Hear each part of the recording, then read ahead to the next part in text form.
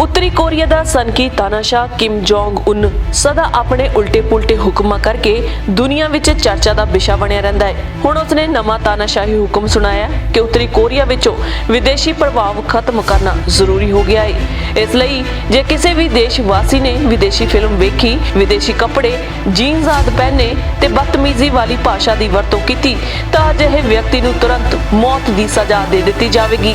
हाले बीते दिनी किम जोंग ने एक व्यक्ति नूं केवल इसलिए मौत के घाट उतारन के हुक्म जारी कर दिते सन क्योंकि वह दक्षिणी कोरिया की एक फिल्म देखदा फड़िया गया सी। अजिहे व्यक्तियों के गुआंढियों लई मौत की उस सजा नूं वेखना कानूनी तौर ते लाजमी रखा गया है तां जो सब नूं कंन होण।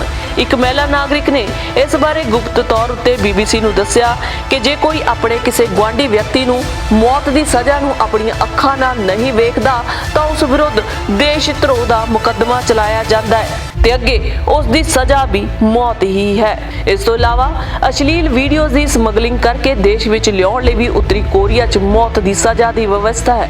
महिला नागरिक ने अगे दस्सिया कि कोरोना महामारी तां पूरी दुनिया विच होना ही है। उत्तरी कोरिया च शुरू तो ही लॉकडाउन वाली हालत विच रह रहे ने।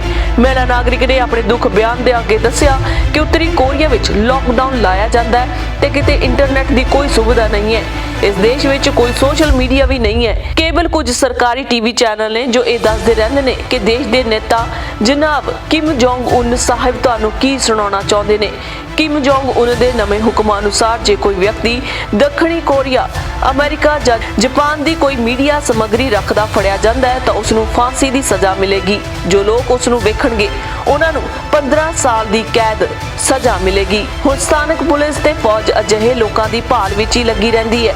इस तो इलावा उत्तरी कोरिया च विदेशी भाषण प्रसारित करन, विदेशी स्टाइल दे वाल रखण ते विदेशी कपड़े पाउण ते मुकम्मल रोक है। किम जोंग उन ने इस नूं सब तो खतरनाक जहर करार दिता है। पिछे ਜਿਹੇ कुछ नौजवानों ਨੂੰ सिर्फ इसलिए एजुकेशन कैंप विच भेज दिता गया क्योंकि उन्होंने दक्षिणी कोरिया के पॉप स्टार्स वांग वाल कटवाए हुए सन।